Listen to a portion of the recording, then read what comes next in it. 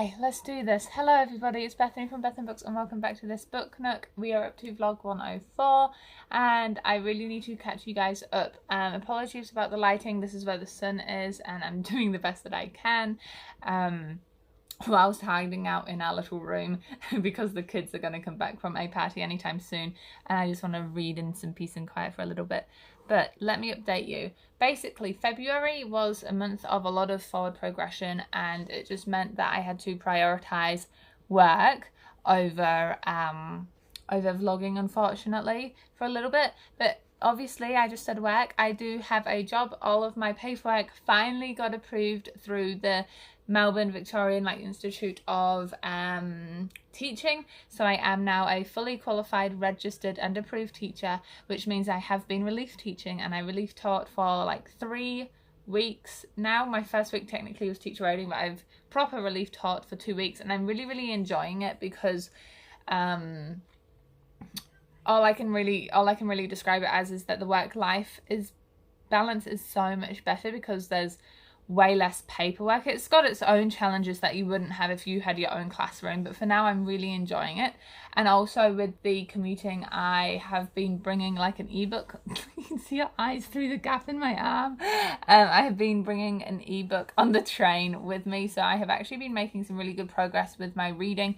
I just haven't had like it's not even the energy to vlog, it just hasn't felt right. I am still in the bungalow at my uncle's house. We're just waiting on Titus's paperwork, so he has submitted his and we're just waiting to see if it goes through.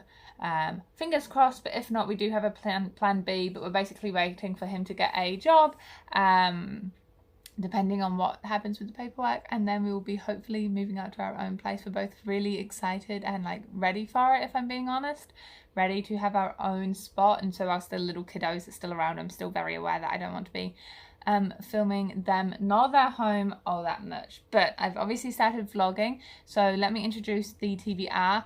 Now in February I didn't actually get round to doing the themed reading vlog, which kind of sucked, and I was contemplating doing it for this month and carrying it over, but I do like the fresh start that new monthly TBRs give me. If I haven't gotten to something, I don't put pressure on myself to read it. So for this one we are doing books that I saw all over Bookstagram, so like Bookstagram made me do it, and I have these 3 novels. Let's start with the one that is possibly one of the most recognised ones from all over Bookstagram. This is Where the Crawdads Sing, and it's actually a novel I bought, but for the life of me I cannot remember if I actually own a copy still in New Zealand, because I don't have any of my books over here with me, or if I ended up selling it. I'm not too sure, but what I do know is I haven't read it, and I originally put it on my list because I saw it absolutely everywhere on Bookstagram. So this one is like an adult historical contemporary. So it's late 1969 when handsome Chase Andrews is found dead. The locals immediately suspect Kaya Clark, the so-called marsh girl, but Kaya is not what they say. Sensitive and intelligent, she has survived for years alone in the marsh that she calls home, finding friends in the gulls and lessons in the sand. Then the time comes when she yearns to be loved. When 2 young men from town become intrigued by her wild beauty, Kaya opens herself to a new life until the unthinkable happens. From there we have a YA, and I actually think it's only I think YA on my February TBR, and this is Fable. I've seen heaps of beautiful pictures of the covers of this one and its sequel together, so this is the beginning of a series, but we'll see how it goes. I am very intrigued by this, but I'm also so aware that YA for me, I don't know, it's just not the same. So many things are changing. I don't like teriyaki chicken anymore, I find it too sweet, but I do like Vietnamese coffee, and I've never liked coffee in my life before. So things are evolving in my life. YA fiction is slowly moving out, well, especially YA fantasy fiction is slowly moving out, and I'm starting to like a lot more of like adult contemporary too. I just read an autobiography, Jeanette McCurdy's one. There will be a February wrap-up coming out soon if it isn't already. But anyway, Fable. So, trader, fighter, survivor. As the daughter of the most powerful trader in the Narrows, the sea is the only home 17-year-old Fable has ever known. It's been 4 years since her father abandoned her on a legendary island filled with thieves and little food. To survive, she must keep to herself, learn to trust no one, and rely on the unique skills her mother taught her. The only thing that keeps her going is the goal of getting off the island, finding her father, and demanding her rightful place beside him and his crew. To do so, Fable enlists the help of a young trader named West to get her off the island and across the Narrows to her father. But Fable soon finds that West isn't who he seems. Together they will have to survive more than the treacherous storms that haunt the Narrows if they are going to stay alive. Then the last one is something a little bit different. It's a short one, only 162 pages, but this is Convenience Store Woman by Sayaka Murata. And first of all, what a lovely cover. I absolutely love the cover. The cover that I've actually seen all over Bookstagram is this one, and that's the one that I was most familiar with. Out of the three, I think this is the one I've seen least on Instagram, but I did originally see on Instagram, and that's how my eye was drawn to it. So Bookstagram has made me do this, even if it wasn't as popular as the other two from what I saw. So what's this about? She found sanctuary in a supermarket. Now she's about to lose it. That's all it says. That's all it says. There is more of a blurb in the middle, but I feel like this is one I want to go into knowing minimal things about. It is fiction, so it kind of looks like it could be an autobiography, but it is fiction, and that's kind of just where I want to leave it. I do feel like it's going to be good without knowing too much. So those are the three ones I'm going to read throughout the duration of this vlog. I'm trying to figure out which one I want to start with. So I might do a quick read of the first few pages of them all and see which one intrigues me most. Okay, so the good news is that all three of these books, I got a new bookmark for Valentine's Day, by the way. All of these books have brilliant first chapters, which hopefully means I'm going to enjoy all of them. Oh, sorry, babe, I just knocked your hand a bit. The one I'm just immediately not going to get into is Fable. I'm just not in the mood, I don't think, for fantasy right now, so I'm gonna put that up here for a while. Where the Crawdads Sing is giving me really kind of heartbreaking vibes. It's the first chapter is all about how Kaya's mum leaves, and she's 5 or 6 years old, and she's waiting and waiting, and the mum's not coming back, so it's kind of sad. But so far the writing style is quite smooth. That's the best way to describe it. And then if I was to describe the writing style of this one, I would say neon. The level of detail put into how our main character, what is her name again? Keiko's main character is really picking up on sounds, super sensory, and explaining what the convenience store looks like that she works at a lot more. So I'm really struggling whether to keep going with Convenience Store Woman or Where the Crawdads Sing. I think the one that I might be in the mood for the most is this one, though. So I'm gonna continue with this one, and we'll see how it goes. Okay, so let me give you an update on this. I have absolutely flown through it. I'm page on literally 100 out of 160 maybe. I'm really loving it. Our main character is not defined, it's not categorized, but she is, I would hazard a guess as saying she is autistic. And I'm saying this because when she's talking about where she feels most safe in the convenience store, it's because she's got strict rules to follow. Someone actually told her how to speak, and her whole life until she started working there, she was always seen as the weird one, and she still is from her outsider friends and stuff, but it's from her point of view, but in her mind, and we can see that she struggles with facial expressions, understanding what everything means. She's quite a literal thinker. For example, when she was a kid, she saw a bird that was dead on the ground, and she was like, "Oh, Mum, look, we can go cook this up for Dad's dinner," when all the other children were crying and upset about this dead bird. But she was like, "Well, it's dead, we may as well eat it." Which honestly, fair. I mean, probably not someone's pet budgie, but fair. You can understand where she was coming from. So I'm really loving this. The writing is impeccable. What's more is this is actually written from a convenience store worker. I went to the back and read the author blurb because I've been using this as the bookmark. And it says a best-selling literary sensation, Sayaka Murata has won the prestigious Akutagawa Prize as well as the Gunzo Noma and Yukio Mishima Prizes. In 2016, Vogue Japan named her one of their Women of the Year. She is 38 years old and works part-time in a convenience store. So I am really loving this. I will finish it tonight. The reason why I actually turned this on though is because I am sick. I am so sick of cancel culture and how hypocritical it can be sometimes. Like, for goodness sake, it is really annoying me. So first of all, Where the Crawdads Sing. Earlier today, I was just on Bookstagram and someone said Delia Owens is problematic. I looked up, oh God, I literally am reading her book. Is she like racist? Is she homophobic? Has she done something really terrible? And the answer that I could find, now please feel free to educate me if I'm wrong, but the answer I can find is that she, her husband and son are suspected in a murder trial, like in a murder from 30 years ago, I believe in Zambia in Africa. She herself is not directly wanted for questioning. All of these are currently just, they have not been found as guilty. So these are all just accusations at this point. And so on, I won't name names, but on this Bookstagrammers thing, she was basically saying, don't read Where the Crawdads Sing. It's problematic. The author is bad. Do not read this book. And I'm like, God, I thought something really, like she had done something really bad, had Owens. She's not being found guilty of anything. So I'm going to read her book still. Hope that's okay with you guys. And then also Jennifer L. Armentrout's From Blood and Ash series. I love it for a smutty romance. It's like one of those guilty pleasure things. You guys are leaning up against my laptop, so I'm just getting it up so I can like quote things.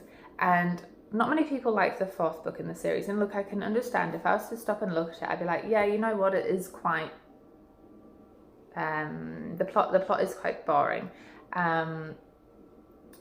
in terms of the pace, like the pacing. It's a big book and not much happens, but I'm just here for the smut. I'm just here for the romance. I don't really care much else about it. I'm not going to hold it up against a piece of like Nobel Prize literature, you know. It's a fantasy romance with werewolves and vampires, basically, is what it is.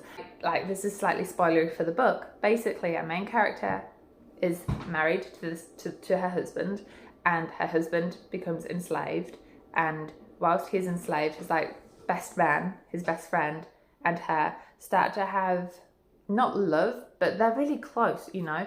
And ultimately the big smut that happens, this is very R18, is a threesome, okay?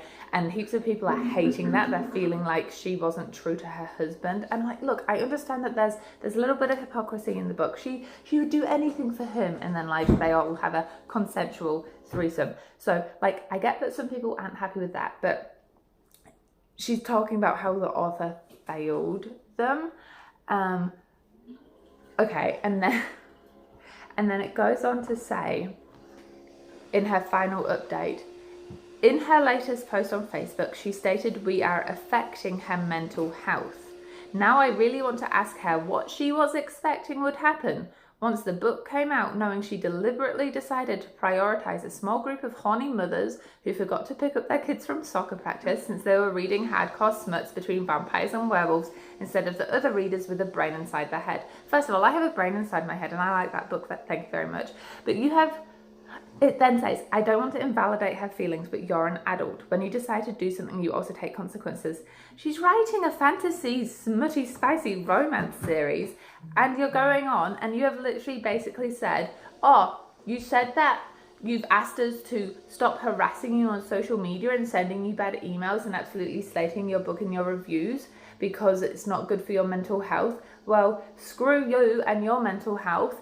I didn't like this book. Let me keep attacking you. Oh my God, I just can't with this. I just can't. Like this, and like everyone's allowed their 1-star reviews, but make it about the book, not about the author. And don't then go online and publicly, I mean, you shouldn't do this anyway, but don't then go and tell this author, screw your mental health, you didn't write the book I wanted you to write. What the hell? Oh my gosh. Okay. Okay. I'm gonna have a shower, calm down, and finish this book, which I will not be slating the author about.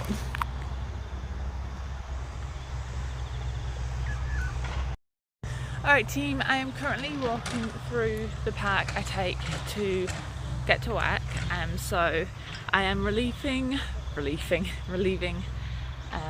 the same school for 2 or 3 more weeks. I might extend it, it depends if we move or not, but I wanted to pop in and say hey. And I finished Convenience Store Woman last night. I think I'm going to give it 5 stars. I'm not too sure. I need to sit down and do my sums, do my maths, figure out whereabouts it places. But I really loved it. It's giving me, it gave me Seanan McGuire vibes and how well Seanan describes place, describes setting, how it really is vivid and 3-dimensional. I feel like the same can be said for Sekio, I think was her name. I'm so bad at remembering character name. And same can be said for Sekio's Convenience Store. It was the main senses were your sight and your sound, and I loved the way that sound was used and played with. Oh, this is a turn off.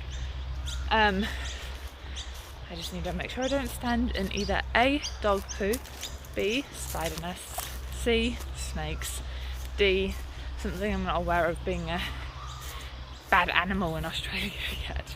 I really should have just stuck to the path. This grass is way too long to be walking through in just my sneakers. But yeah, I am now reading Where the Crawdads Sing. Oh, let me just rewind a bit furthermore and say the book really turned out to be a story of growth, highlighting how other people put their own ideas of what people should be like for the person's own life, so like conforming to society. There was definitely like a douche. That's how I just say it. There's this romance side plot because our main character's been told that as a 38-year-old woman she needs to have her husband, so she goes on a mission, but she's not labelled as such, but pretty sure like she's asexual, and also just isn't interested in having a romantic partner, so, or just any sort of partner. She's happy living life, so she's just trying to conform to society. So there's this guy who's introduced and he's just a right twat. There's no nice way to put it. He's a dick. So yeah, it was short, it was quick, I loved the pace of it, and I think it was just perfect little book for what I was in the mood for. But now, yeah, I am reading Where the Crawdads Sing. I just read a little bit on the train on the way here, and I'm about maybe 20 pages in.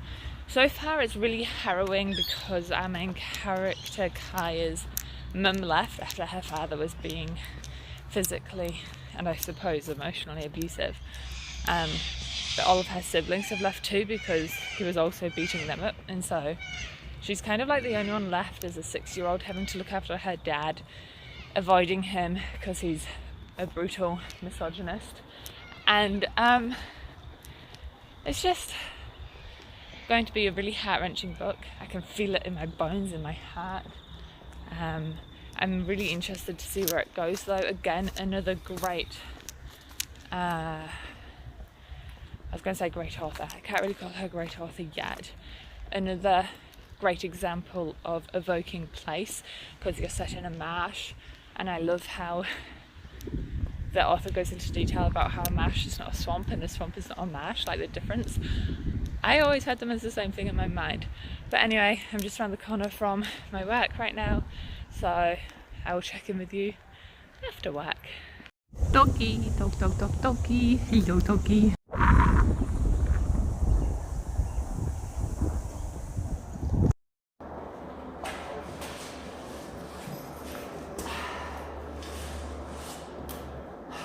The school day is over. And you didn't see me, but that's okay. The school day is over, and I'm currently in the waiting area of the train station, hoping no one comes in because I'm still awkward about public vlogging, especially when students I've been teaching walk past. But I need to dig it out actually. I had a really nice chill morning in that I was relief teaching maths lessons, and I am by no means math trained, and so for 4 periods the seniors were just doing book work, so I helped where I could, don't get me wrong, but for the majority of it I couldn't help them, and so they were just working with each other and doing what they could. And I used to always think that the relief teachers who just sat and read were so lazy, but I obviously just hadn't experienced what they had experienced. Oh. Okay, I stopped filming because literally students walked into the waiting room, and then I moved, and then I was out in the sunshine reading my book waiting for the train. But I did get to part 2 of Where the Crawdads Sing, and I am really enjoying it. I think what's gotten me so far is the readability of the novel. I was a bit worried because sometimes historical fiction can be like, oh, I'm just walking into a park and there's a guy reading. I wonder what he's reading. But historical fiction can sometimes be a bit clunky and heavy for me. But this one is really easy to read. It's also giving me slight secret history parallels. Not similarities in terms of the books are similar, but the secret history, you start knowing about a character's death and you know he's died and you know who killed him. You have the same in this novel because you've got 2 perspectives. You've got Kaya's and then like the detectives as they're trying to figure out how Chase died. And I think at the beginning, or maybe it was in my TBR video, I said like obviously Kaya didn't do it, it's just prejudice and bigotry and stuff, but it's looking like she could have had something to do with it, or at the very least she knew Chase more than people realised. So it's kind of like you're being led on this mystery to try figure out who killed Chase in a similar way that you're trying to figure out why the characters of the secret history killed Bunny, if you're familiar with that story. So I guess what I'm trying to say is I'm kind of surprised by how much I'm liking it, but that's a good thing. If I was to summarise it, I would say that it just feels like you're constantly being controlled about what you should and shouldn't read, and I think it's quite ironic and a little bit hypocritical. Again, not at a specific person or anything, just the concept as a whole. The general themes that I'm seeing. It's a little bit hypocritical when people say, oh, you should never ban books. For example, like, so I think a lot of John Green books in America have been banned from like libraries and stuff. Like, oh, you shouldn't ban books. Everyone's allowed to say what they want, and then tell people that they shouldn't read other books because so-and-so is problematic. And don't get me wrong, if somebody is genuinely problematic, by all means, let's not support them. But when it's nothing confirmed, when it's just because you didn't like a book, can we stop telling other people to not read those books? Stories can be political. Authors can be bad, but also fictional stories can just be fictional stories. We don't need to read into it too much. Okay, first of all, those are not female anatomy drawings. That is the 3-year-old Sappy face, so don't overcomplicate it. And secondly, I got mail. Yes, it's from Amazon. In the words of my 3-year-old cousin, na poo poo. If you're going to take offence to the fact that I wanted to buy some nail stuff off Amazon, it's not a book. I should have probably said that. If you know me, you know I love doing my nails. I currently just have purple. And since the move from New Zealand, in which I had to sell all of my nails because they are like nail polishes, highly explosive. Oh, here comes Ty. I've decided to start over with gel nails, and I really miss all of my like nail art decorations. Plain nails are just boring for me right now, so I did go on Amazon. I have some water decals. This is very much like butterfly themed. Ever since I got my butterfly tattoo, I don't know, I've been drawn to butterflies all the time. Oh, hang on, I'm doing a bad job at showing you this. Think of these as like fake tattoos but for your nails, but I'm not going to do those tonight. I'm just showing you them. And then I have like 5 containers of shinies. All come in their own individually wrapped plastic, which I suppose is there in case you spill, but I'm not going to open them all. We have some like plain diamantes. You've got another one, so you've got 2 of those. I guess the theory being those are the more popular ones. You have the small ones in all the different colours. You have these cute little fruit things, and then these little butterfly things. For now, however, I don't actually think I want to do my nails tonight. We'll see where the night goes. I really want to try this. It's gel nail polish remover, because I tried doing like just soaking my nails in acetone and it just absolutely killed my nails. So I wanted to try this instead, and it says on the instructions to like sandpapery off the top layer, and then you put it on like nail polish, and we'll see if it works. And as I'm doing that, I am going to continue with Where the Crawdads Sing. I am up to page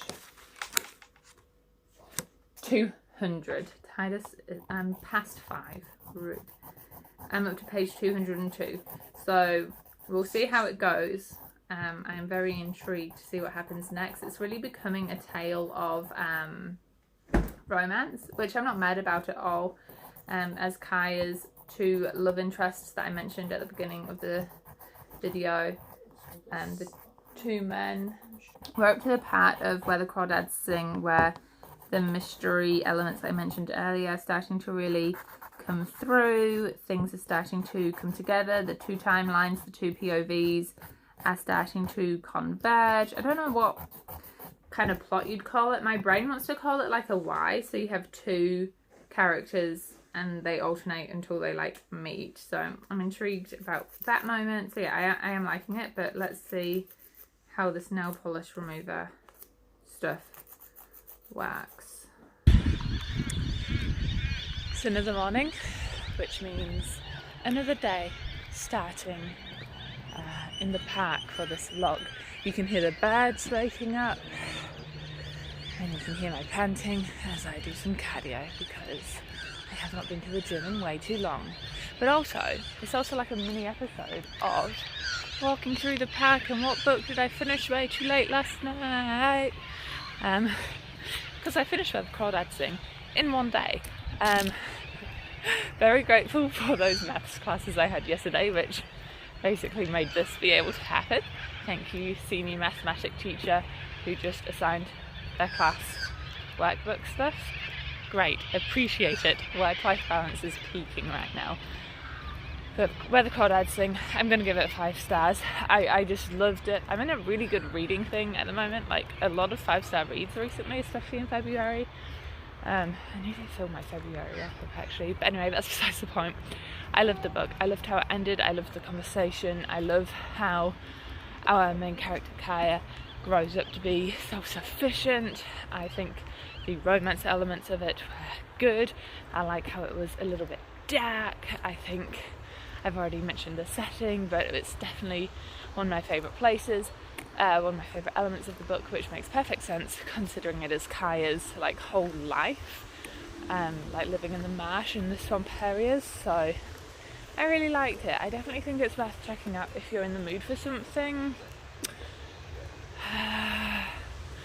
where you want to see a realistic, I swear I just heard voices. Oh, there's a building site.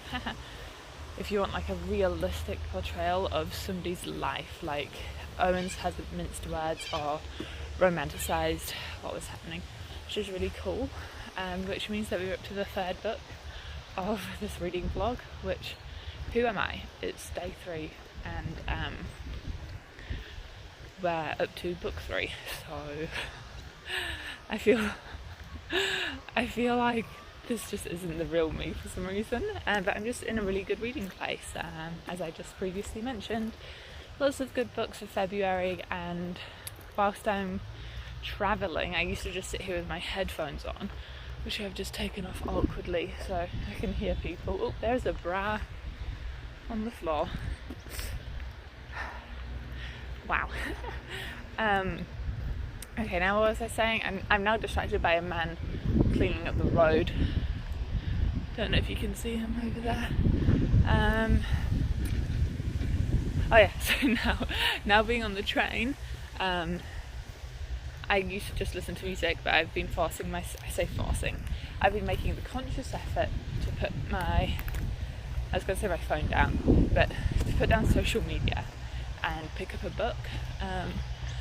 And I've already read about the first 10 pages, the prologue, and part of chapter 1 of The Book Lovers by Emily Henry. And I have to say, I'm happy I'm giving this author a second chance, because so far it's giving me like the vibe I want. So that's good. And also the prologue is potentially one of my favourite prologues I've read, because I just find it hilarious. The main character is from the main character's POV.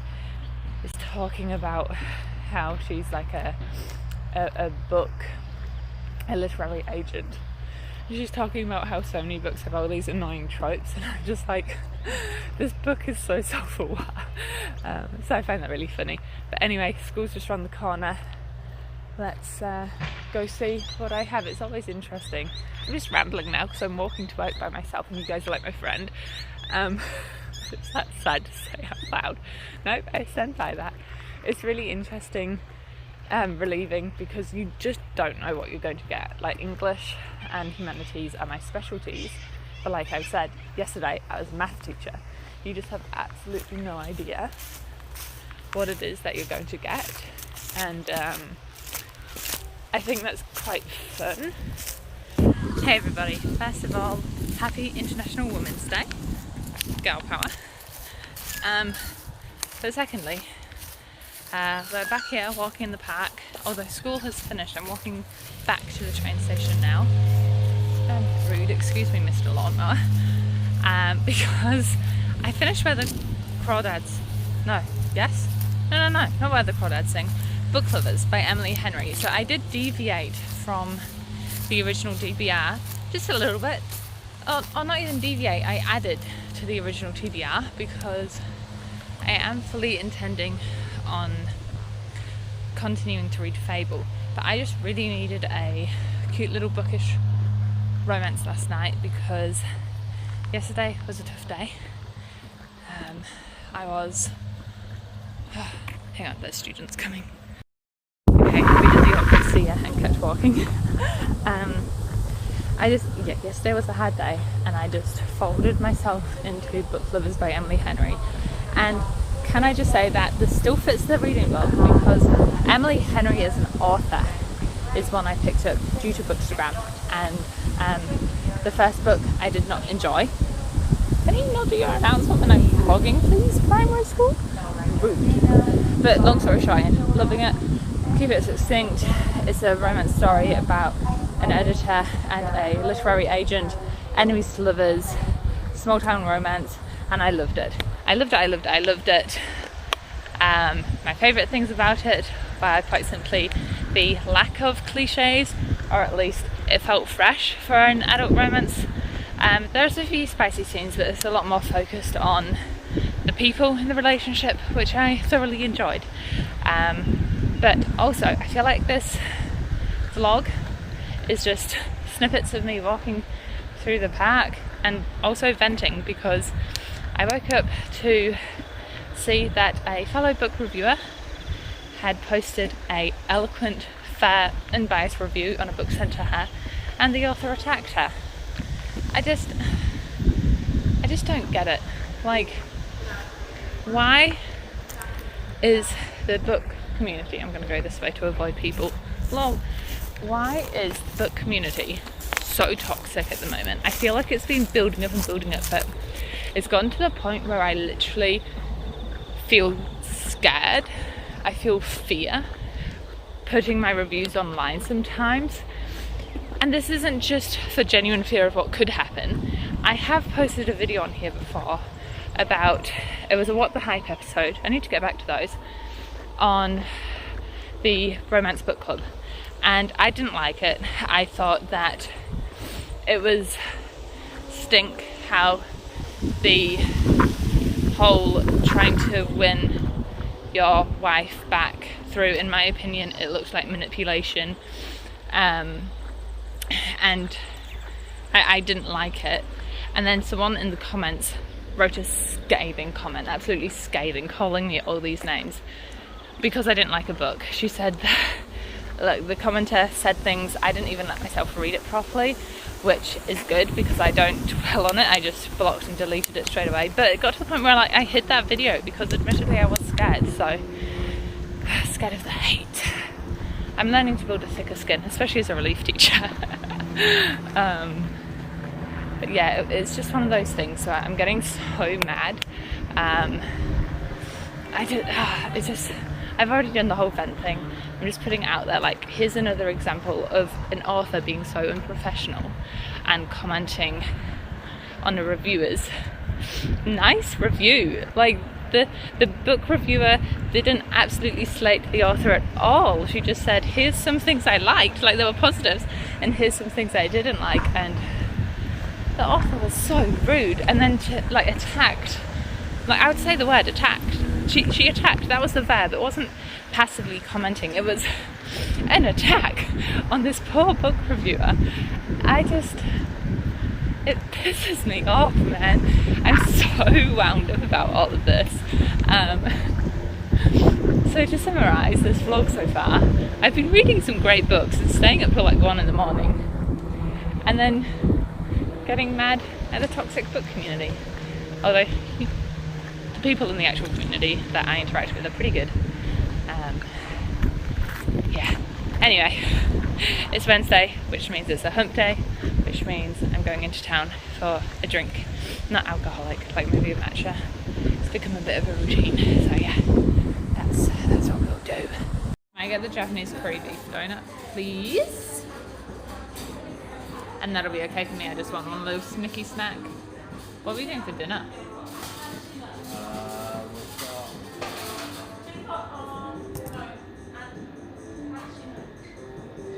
We can do that pasta.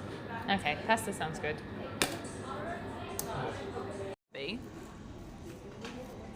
I feel like you would have tried getting a different job. It feels only right to finish this vlog where we have spent so much time in the park, on the walk back, or two, in this case though, back home.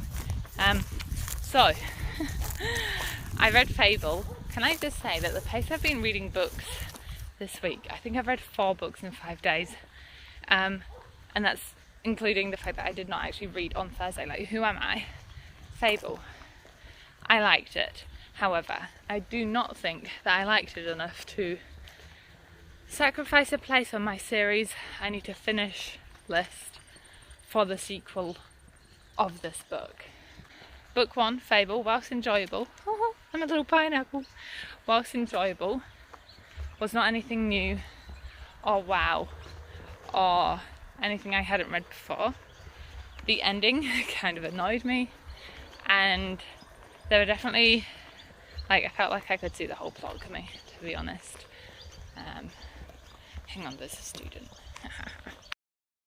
Something I definitely need to work on is becoming more eloquent with my reviews. I do apologise, especially because when I'm writing I can like edit and make things more concise and figure out what I actually want to say, but whenever I pick up my phone to vlog a little review, I don't know what I'm meant to say. I don't think that far ahead.